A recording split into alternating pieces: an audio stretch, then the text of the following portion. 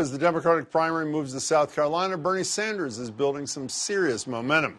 After a big win in Nevada over the weekend, and I mean big, Sanders came in first in the state's Democratic caucus with 47%, more than 25 points higher than second-place finisher Joe Biden with 20%, and more than 30 points ahead of Pete Buttigieg and Elizabeth Warren, who came in third and fourth with 14 and 10.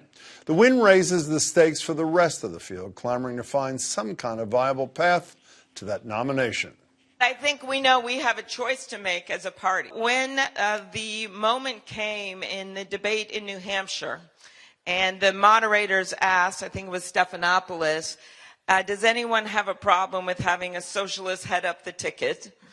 I was the only one that raised my hand. I respect my friend Senator Sanders, but I also believe that the way we will build the movement to defeat Donald Trump is to call people into our tent, not to call them names online. I've been hearing, the establishment is getting a little bit nervous about our campaign. Nervous might be an understatement. So, do any of the others have a real shot at the nomination, and does Sanders have what it takes to win in November?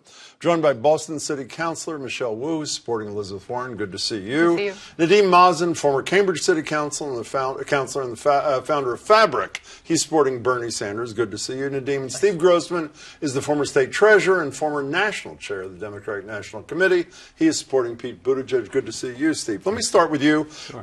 A tie for first, a second, and a third, and he says at the end of that little thing I played that Sanders is leading a divisive movement that has furthered, quote, the toxic tone of our politics. Do you agree with Buttigieg? Yeah, to a large extent, I believe that that's true. I think that we are this is going to be a turnout election. It's got to be a turnout election. Democrats are only going to win if we bring people together from all over the country, and I think you bring people together by calling them to a sense of belonging, a sense of purpose. And I think Pete has the ability to do that. Sanders didn't do that in Nevada?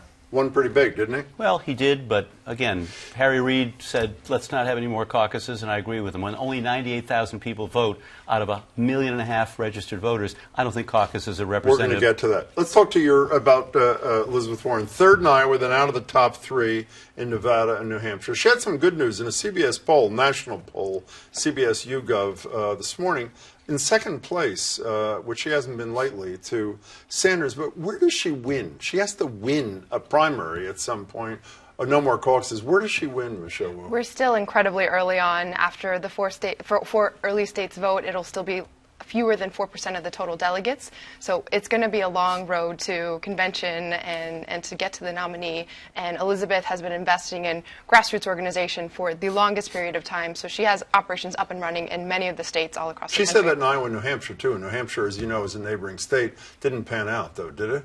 It's very much a fluid race. And I think today, just because of geographic proximity, doesn't confer additional benefit. When you can go on social media, the debates very much shape all of what happens, and she had a fantastic performance at the last debate that really shook things up. Which is probably why she's in second place here. So, Nadeem, there's no question your guy owns his base big time, and there's no question there's a movement around this guy. But I guess piggybacking on what Steve said, what's the evidence so far that Bernie Sanders can move beyond his base? In a multi-candidate field, it's great to have your own people, but at some point you got to enlarge it. What's the evidence he can? It seems to me that Bernie Sanders' claim that he's got a multi-generational, multiracial movement is panning out. It's panning out in the 3 states we've seen and more so far. It's going to continue to pan out going forward. It's panning out in polls. It's panning out in the press. Folks are looking for values. They're looking for execution and experience, but they're also looking for an economic future that we can depend on.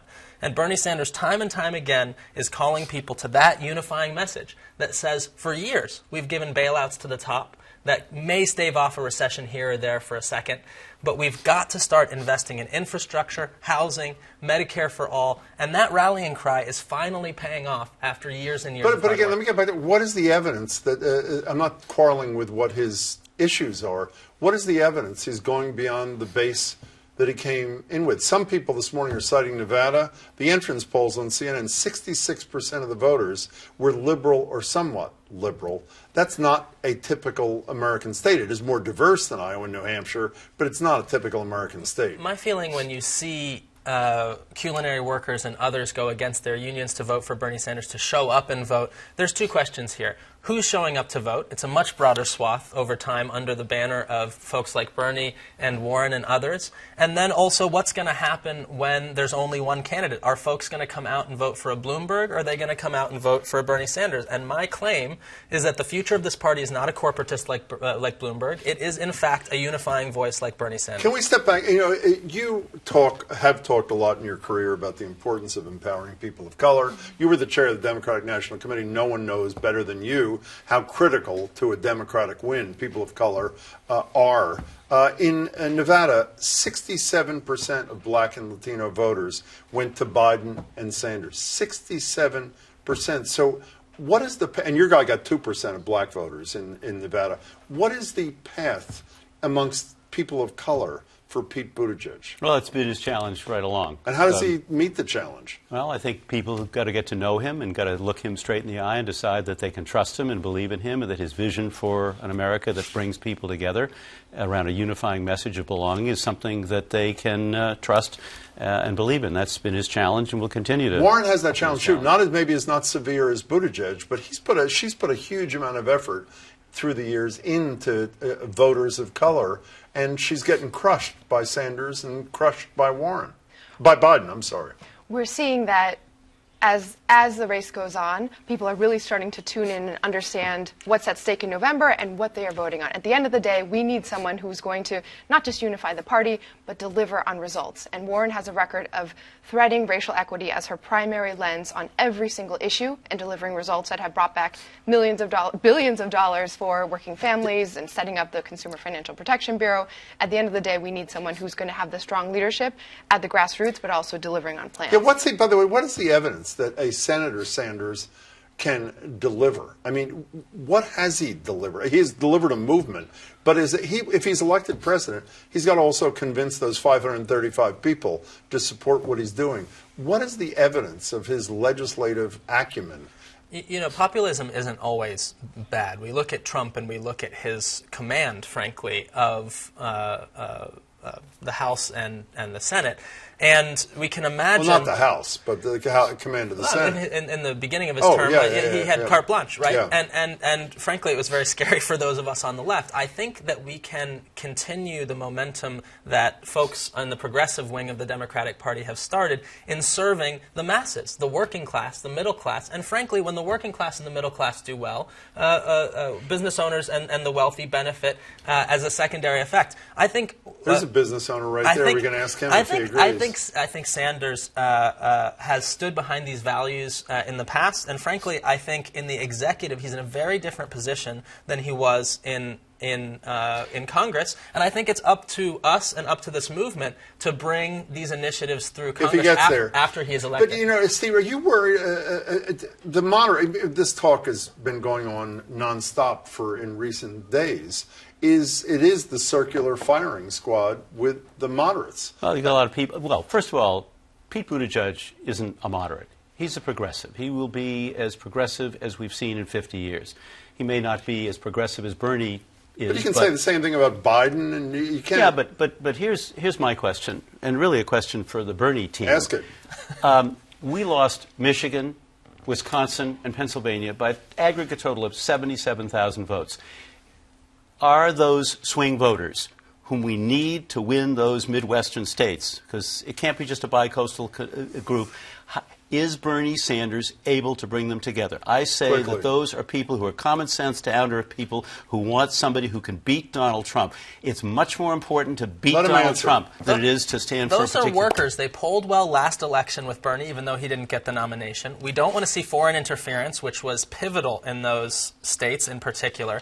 And frankly, I think that those states may be even more in Bernie's camp than others because of his focus on the working and By the way, we're getting interference yet again, including allegedly in support of Sanders, according to what Sanders was told by intelligence people. Are you worried? Are you all worried? This same poll comes out. 2/3 of Americans believe that Donald Trump is going to be reelected. A guy who was just impeached a couple of weeks ago. 1/3 of Democrats, Michelle Wu, think that Donald Trump is going to be reelected. There seems to be, at least overall, maybe not on individual candidates, a mood of pessimism amongst the electorate, including Democrats, no? I would go further than pessimism and call it fear. Knocking on doors in Iowa, in New Hampshire, in Massachusetts even, the feeling that people immediately convey is that they are terrified about what will happen in November, and they see this decision in the primary, not in terms of their own connection to a candidate or their own beliefs, but who will appeal to different people who are different from them, and there's this voter as pundit phenomenon. We need someone who has the vision, the connection with the grassroots, but also the record of actually delivering results. Why can she do that better than he can do it? I mean, they're the two most progressive candidates in the race. Why can Warren do it better than Sanders can, Michelle? We've seen her do it. She has a history of winning unwinnable fights, from her first Senate race here in Massachusetts to the Consumer Financial Protection Bureau to bipartisan legislation that she has passed even in the era of Trump. And she in Massachusetts has shown that she can transform not just the policy environment, but the political environment. We've seen this rapid rise of women, young people, people of color in Massachusetts politics. No coincidence that it's happened under her. If Sanders continues the surge and beats Biden, wins South Carolina, is this over?